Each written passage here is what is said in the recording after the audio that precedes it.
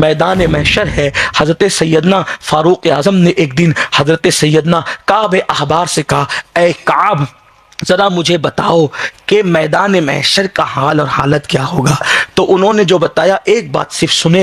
हज़रत काब कहते हैं, अमीरुल मोमिनीन, जब क़यामत के दिन मैदान महशर में जहन्नम को लाया जाएगा तो 70,000 लगामें जहन्नम के मुंह में डाली जाएगी और उसको खींच कर 70,000 फरिश्ते लाएंगे। और अमीरुल मोमिनीन, जब जहन्नम मैदान महशर में आएगी तो मशरिक की जानिब का हिस्सा, जहन्नम के मशरिक की जानिब का हिस्सा बैल के नाक के एक सुराख इतना, बैल के नाक के एक सुराख इतना हिस्सा जहन्नम का मशरिक में खोला जाएगा। तो जितने लोग मगरिब में खड़े होंगे उनका भेजा खौल खौल करके उनके पैरों पे गिर रहा होगा। ये मैदान महशर है और जिस मैदान महशर में आपको भी खड़े होना है, हमें भी खड़े होना है। क्या तैयारी की उसके लिए? रात रात भर गपशप करते रहे, रात रात भर मोबाइल में लगे रहे, रात रात भर फेसबुक में लगे रहे। हम क्या नहीं कर रहे? वो कौन सा गुनाह है जो अपनी जिंदगी में नहीं? बस इतना कहकर बात मुकम्मल करता हूं। आओ, अल्लाह करोड़ों माओं से ज्यादा प्यार करता है। जो कुछ किया सच्ची तौबा कर लो। तौबा का दरवाजा खुला रखा गया है, अगर सच्ची तौबा करोगे वो माफ कर देगा। हजरत हसन शहीद के उर्स में आए हो तो नई जिंदगी का कल से आगाज करो। जो बेनमाजी थे नमाजी बने, हराम कारोबार करते थे हलाल की तरफ आए, गाने सुनते थे गानों से तौबा करें, म्यूजिक सुनते थे म्यूजिक से तौबा करें, औरतों पे पाप की नजरें डालते थे उससे तौबा करें। अल्लाह ना करे माज़ अल्लाह किसी ने जिना किया उससे तौबा करें। अल्लाह अल्लाह, जिना तो वो है जिसके बारे में कहा गया जानियों के बच्चों तक, कई पुश्तों तक उसकी सजा की नहूसत मौजूद रहती है। क्या समझते हैं लोग जिना को? आज तो जिना फैशन बन चुका है। अल्लाह अकबर, यहां तक फरमाया गया कयामत के दिन जिना करने वालों की शर्मगाहों पर जहन्नम की आग भड़काई जाएगी। कितने नाजुक मकाम का क्या हाल होगा। अगर हदीस में ये अल्फाज नहीं आए होते तो हम बयान ही नहीं करते। अरे जिना तो बहुत बुरी और बदतरीन चीज है। अल्लाह के रसूल सल्लल्लाहु अलैहि वसल्लम ने यहां तक फरमाया, जो किसी औरत को पाप की नजर से देख ले उसकी आंखों में जहन्नम की आग की सलाखें डाली जाएगी, उसकी आंखों में जहन्नम की आग भरी जाएगी। आपसे पूछता हूं, बताओ तो सही, किस में ताकत है अल्लाह का अज़ाब बर्दाश्त करने की? मेरे अजीज, कमर की एक नस चौकअप हो जाए ना, आदमी की पूरी जिंदगी मौत से बदतर हो जाती है। जो खुदा कमर की नस बंद कर दे तो आदमी मौत मांगने लगता है। जब वो जहन्नम की आग की सजा मुजरिमों को और पापियों को देगा उस वक्त तो कौन है जो बर्दाश्त कर सकेगा? याद रखो, किसी में ताकत नहीं है। अल्लाह के रसूल सैयदुल मासूमीन दुआ करते थे, अल्लाहुम्मा अजिरना मिनन नार, अल्लाहुम्मा अजिरना मिनन नार। क्या हुजूर की दुआएं भूल गए? सैयदुल मासूमीन दुआ कर रहे तालीम उम्मत के लिए, अल्लाह हमें जहन्नम की आग से बचा ले। कौन है जो जहन्नम की आग का सामना कर? आओ तौबा करो। सैयदी महबूब इलाही ख्वाजा निजामुद्दीन औलिया लिखते हैं, बल्कि फरमाते हैं अपने मलफूजात में कि मुत्तकी उसको कहते हैं जिसने गुनाह नहीं किया, और ताइब उसको कहते हैं जिसने तौबा की, यानी गुनाह तो किया मगर तौबा कर ली। वो फरमाते हैं तौबा करने वाला और मुत्तकी दोनों का नाम अमाल इक्वल होता है, बराबर बराबर होता है। तौबा का करने वाले का और मुत्तकी का दोनों का अमल नामे बराबर का कैसे बराबर होता है? का मुत्तकी का इसलिए गुनाह से खाली है, उसने गुनाह किया ही नहीं, और ताइब का इसलिए गुनाह से खाली है, गुनाह तो किया था मगर तौबा की तो अल्लाह ने सारे गुनाह मिटा दिए। बल्कि एक बात बताऊं, अगर सच्ची तौबा कर लोगे तो अल्लाह सिर्फ गुनाह मिटाता नहीं है बल्कि फरमाता है हमने इसके गुनाहों को नेकियों में तब्दील कर दिया। इसके गुनाह नेकियों में तब्दील कर दिए, यानी जितना बड़ा पापी था उतना ही बड़ा नेक हो गया। लेकिन सच्ची तौबा, आओ आज हसन शाह शहीद के आस्थाने पर जहां दुआ को की कबूलियत का वक्त है और दूल्हा बना है हजरत हसन शहीद, अल्लाह रब्बुल इज्जत का ये मुकद्दस बरगजीदा बंदा, दुआ कबूल होगी, मकबूल होगी, मंजूर होगी, मगर सच्ची तौबा कर लो।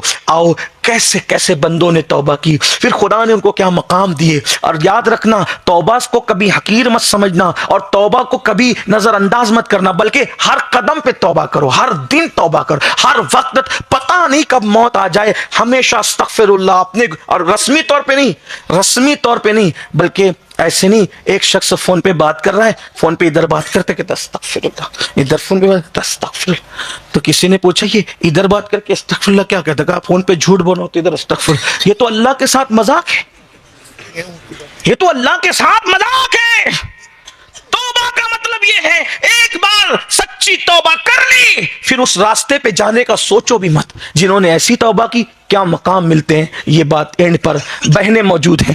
آج عورتوں کا حال بڑا عجیب ہو گیا. بے پردگی ہے, سیریل دیکھ کر کے باریک پتلے لباس ہیں. میں سمجھتا ہوں ایک انگریز مفکر نے کہا تھا, تم مجھے اچھی مائیں دو میں تمہیں اچھی قوم دوں گا. اگر ماں نیک ہو جائے اصلاح معاشرہ کے جلسوں کی ضرورت ختم ہے. کوئی ضرورت نہیں اصلاح معاشرہ کے جلسوں کی. کب؟ جب مائیں نیک. اگر ماں بی بی زلیخا جیسی ہو جائے نا تو بیٹے پھر نظام الدین اولیاء محبوب الہی جیسے. آپ جانتے ہیں حضرت بابا فرید کی امی جان محمود غزنوی کے خاندان سے تعلق رکھتی تھی, بادشاہوں کی بیٹی تھی وہ. لیکن شوہر کا انتقال ہو گیا تو بھائی کہتے تھے ہم تجھے پیسے دیتے ہیں اپنے بیٹے کی پرورش کا. تو کہا تم لوگ بادشاہ لوگ ہو, تم حرام اور حلال کی تمیز نہیں کرتے, میں اپنے بیٹے کو مشتبہ لقمہ کیوں کھلاؤں؟ چرخہ کاٹ کے کھلاؤں گی لیکن حلال کھلاؤں گی. بیٹے کو فاقہ کراؤں گی لیکن حلال کھلاؤں. بابا فرید کہتے ہیں میں کبھی کبھی امی سے کہتے ہیں امی مجھے کھانا چاہیے, تو ماں مجھے لکڑی کا ٹکڑا میرے منہ میں کہتی بیٹا اس کو منہ میں رکھ لے تھوڑی دیر تجھے صبر ہو جائے گا. ایسے تھوڑی بچے ترقی کرتے ہیں, ماں کچھ بھی کرتی رہے اور بیٹے نیک بنے, ایسے نہیں ہوتا. محمود غزنوی کے خاندان کی وہ شہزادی تھی لیکن اس کے باوجود بھی چرخہ کاٹ کر بابا صاحب کی پرورش کی. بلکہ آپ جانتے ہیں بابا صاحب رحمت اللہ تعالی علیہ سرکار قطب الدین بختیار کاکی کے مرید ہوئے تو اس وقت مرید ہوتے ہوتے اس مقام پر پہنچ گئے تھے بابا صاحب رحمت اللہ علیہ کہ جب سرکار غریب نواز جو ہے وہ تشریف لائے دلی کی سرزمین پر, وہ فرمایا قطب الدین میں نے سنا ہے کوئی تیرا فرید مرید ہے, مسعود فرید, بلکہ فرید ان کا لقب مسعود کوئی مرید ہے فرید مسعود. تو کہا جی حضور. کہا کہ مجھے اس سے ملنا ہے. غریب نواز نے فرمایا مجھے اس سے ملنا ہے. تو اس وقت بابا صاحب چلے پر تھے. کہا حضور چلیے ملاقات کر لیں. تو گئے تو حالت یہ تھی کہ اٹھ نہیں سکتے تھے. تو ایک طرف سے غریب نواز نے اٹھایا اور ایک طرف سے بابا قطب نے اٹھایا, اور غریب نواز نے فرمایا قطب الدین ایسے شہباز کا تو نے شکار کیا ہے کہ اس کی وجہ سے تیرا نام قیامت تک زندہ رہے گا. یہ بابا فرید کی شان ہے. لیکن یہ مقام پہ پہنچے کیسے؟ بابا صاحب فرماتے ہیں یہ میری ماں کی تربیت کا نتیجہ, یہ میری ماں کی تربیت کا نتیجہ ہے. وہ جو ماں خود لالی پاؤڈر میں مبتلا ہو اور اس کو دین دھرم سے کوئی تعلق نہ ہو, جسے قرآن پڑھنا نہ ہے, جسے وضو کرنا نہ ہے, جس کی پوری دلچسپی زیور ہو, جس کی پوری دلچسپی موبائل ہو, وہ ماں فرید جیسے لوگ کہاں سے لائے گی؟ وہ ماں نظام الدین اولیاء جیسے لوگ کہاں سے لائے گی؟ وہ ماں صابر کلیر جیسے لوگ کہاں سے لائے گی؟ وہ ماں مخدوم اشرف جہانگیر سمنانی جیسے لوگ کہاں سے لائے گی؟ مائیں ایسی ہو تو اولاد ایسی ہوتی ہے. تو میں بس اتنا کہنا چاہ رہا تھا, بات طول پکڑتی ہے کہ توبہ کر لو, توبہ کے دروازے کھلے ہیں. اس سلسلے میں بیان کیا جاتا ہے کہ حضرت سیدی ذوالنون مصری رحمت اللہ تعالی علیہ ایک مرتبہ دل نے چاہا کہ دریا کی سیر کریں. اچھا کچھ لوگ اتنے بگڑے ہوئے ہیں نا کہ وہ کچھ بھی کرتے ہیں, اور کچھ اتنے سدھرے ہوئے ہیں اپنے اپنے اس میں کہ وہ کچھ بھی نہیں کرنا چاہتے. تو دونوں غلطی پر ہے. یعنی اگر کوئی چتنے سدھر جائے نا کہ وہ کہتے ہیں کہ بھی دریا پہ جانا بھی پھر حرام ہے, پھر بازار میں جانا بھی حرام ہے, اور مزار پہ جانا بھی حرام. یہ کیا بات ہوئی؟ ارے جب اللہ کے رسول بازار میں گئے تو بازار جانا سنت, اور حضور احد والوں کی مزار پہ گئے تو مزار پہ جانا سنت. بازار بھی سنت, مزار بھی سنت. ایسی کون سی تم نے یہ دین نکال لیا؟ اعتدال ہے مذہب, اعتدال ہے اسلام. اور آپ نہیں سیر نہیں کر سکتے. کبھی کسی نے کسی مولانا کو باغ میں, مولانا آپ یہاں کدھر؟ امام صاحب یہاں. کیوں بھائی تیرا دل امام کا دل نہیں ہے کیا؟ تو باغ میں آ سکتا ہے تو امام نہیں آ سکتا؟ امام کیوں آئے سیر کے لیے؟ میں نے کہا نادان, جب نبی سیر کے لیے جاتے ہیں تو امام کیوں نہیں آ سکتا سیر؟ ہاں البتہ اتنا ہے کہ نبی کی رسائی جنت تک ہے, وہ جنت کی سیر کے لیے جاتے ہیں, اور جنت کا معنی اگر کیا جائے تو وہ باغ ہی ہے. جنت باغ ہے لیکن تیرے باغ کی طرح نہیں ہے. تو حضور گئے جنت تک کیونکہ وہ جنت تک جا سکتے تھے, آپ بھی جائیے. لیکن باغ میں جا کر عورت کو, کسی اجنبی عورت کو تکنے کی بجائے گلوں کو تک کر سوچو یہ اتنا خوبصورت ہے تو اس کا بنانے والے کے حسن کا عالم کیا ہو. تو صوفیہ فرماتے ہیں 70 سال ذکر کرنے سے وہ نہیں ملتا جو ایک لمحہ فکر کرنے سے ملتا. جاؤ دیکھو نظارہ کرو. تو بہرحال تو حضرت ذوالنون مصری جو تھے, یعنی کہ وہ آج کل کے نہ بگڑے ہوئے کی طرح تھے, نہ آج کل کے خود ساختہ سو کال سدھرے ہوئے کی طرح تھے. وہ رسول اللہ کی سنت پر تھے. تو دریا کی سیر کے لیے گئے, وہاں بیٹھے تو دیکھا تھوڑی دیر میں ایک لڑکی اور ایک لڑکا آئے. انہوں نے جلدی سے سب سامان نکالا اور بجانا شروع کیا، ساتھ میں شراب بھی تھی، شراب پی رہے تھے، بجا رہے تھے، سامنے ذوالنون مصری بیٹھے ہوئے تھے۔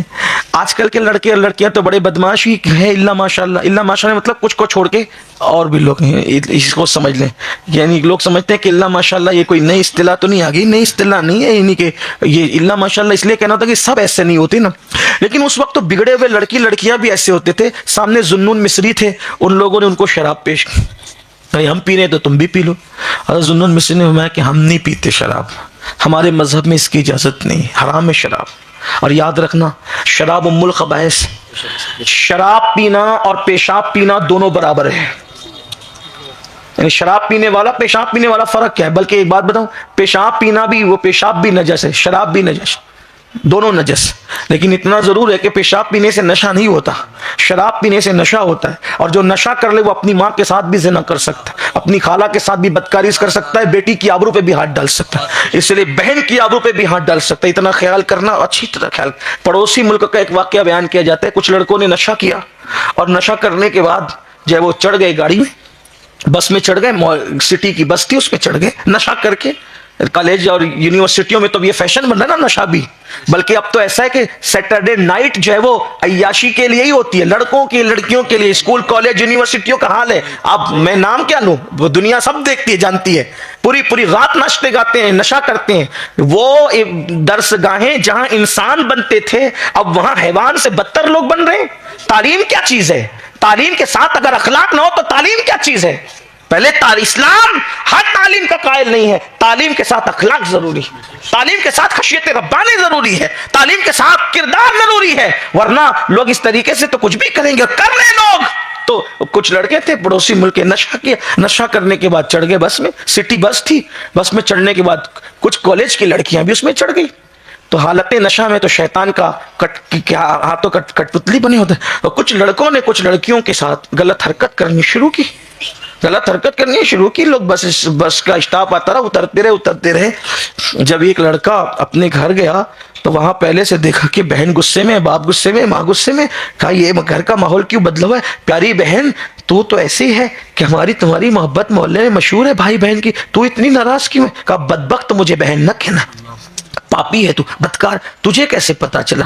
کہا نادان، جب تو کسی کے جو ہے وہ کے ساتھ بدکاری کر رہا تھا تو تیرے ہاتھ کسی اور پر نہیں جا رہے تھے، تجھے خبر ہی نہیں تھی کہ تو اپنی بہن کے ساتھ گندی حرکت کر۔ اس وقت میں کیا تجھے بول سکتی تھی کہ میں بس میں تھی، تو وہ اس وقت اس کو یہ لگا کہ اب میں اپنے آپ کو معاف کر سکوں کہ نہیں کر سکوں گا، لیکن یہ دن کس نے دکھایا؟ نشے نے۔ لوگوں کو کیا نشے کی شان، نشہ چھوٹ نہیں سکتا۔ میں نے کہا ارے شوگر کا مرض ہو جائے تو آدمی موت کے خوف سے مٹھائی چھوڑ دیتا ہے، جب موت کے خوف سے زندگی بچانے کے لیے مٹھائی چھوڑی جا سکتی ہے تو جان اور ایمان دونوں بچانے کے لیے نشہ کیوں نہیں چھوڑا جا سکتا؟ چھوڑ دو، چھوڑ سکتے ہو۔ تو حضرت اب تو الگ الگ شراب ہی نہیں بلکہ دوائیاں ہیں، گولیاں ہیں، ایم ڈی ہے، ہیروائن ہے، بھنگ ہے، چرس ہے، سب کچھ ہو رہا ہے۔ لیکن آپ سے کہتا ہوں نشے والے کے ساتھ بھی مت بیٹھو۔ اللہ کے رسول نے فرمایا جو نشے والوں کے ساتھ بیٹھے گا قیامت کے دن اللہ اس کو اندھا اٹھائے گا، اندھا۔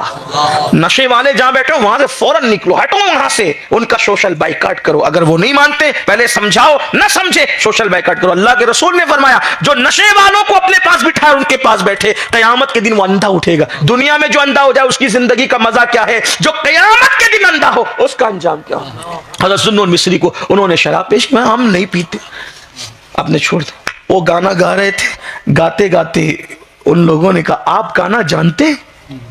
آپ گانا جانتے ہیں؟ انہوں نے اپنے ذوق میں کہا اللہ والے مریض سے نفرت نہیں کرتے، مرض سے نفرت کرتے ہیں۔ فرمایا ہاں میں بھی جانتا ہوں اس فن کو۔ تو کہا کہ آپ کچھ گا سکتے ہیں؟ کہا میں جو پڑھوں گا وہ کچھ مختلف ہوگا، وہ گانا تو نہیں ہے، میں جو پڑھوں گا وہ مختلف ہوگا، لیکن کسی گانے کی رانائیاں اور اس کے سر اور تال، اس کی ردیف و قافیہ اور اس کا حسن تکلم اور اس کا حسن کلام اس کلام کا مقابلہ نہیں کر سکتا۔ اگر سننا ہے تو سن لو۔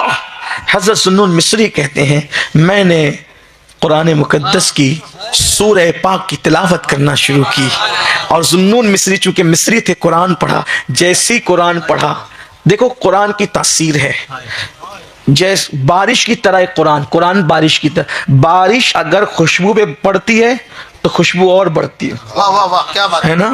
اور اگر بارش گندگی کے ڈھیر پہ پڑے تو پھر گندگی پھیلتی ہے۔ قرآن کہتا ہے یضل بہ کثیرا ویہدی بہ کثیرا، یہ بات کا خیال کرنا، یعنی قرآن سے لوگ گمراہ بھی ہوتے ہیں اور قرآن سے لوگ ہدایت بھی پاتے ہیں۔ اس لیے یاد رکھنا، ہر قرآن کو بغل میں لینے والے کے پیچھے مت دوڑ جانا، اس لیے کہ قرآن جو ہے وہ گمراہ بھی کرتا ہے، ہدایت بھی، ہاں ہدایت دیتا ہے۔ جس کے دل کی زمین پر عشق مصطفیٰ کی خوشبو ہوتی ہے قرآن اس کو اور بڑھا دیتا ہے، اور جس کے دل کی زمین پر بغض نبی کی گندگی ہوتی ہے پھر وہ کہیں اور جاتا ہے۔ اس لیے یہ بھی خیال کرنا ہوگا۔ بہرحال حضرت ذوالنون نے پڑھا اور لڑکا وہاں سے بھاگ گیا، لڑکی بیٹھی رہی، لڑکی نے کہا کتنا اچھا گانا ہے، وہ رو پڑی۔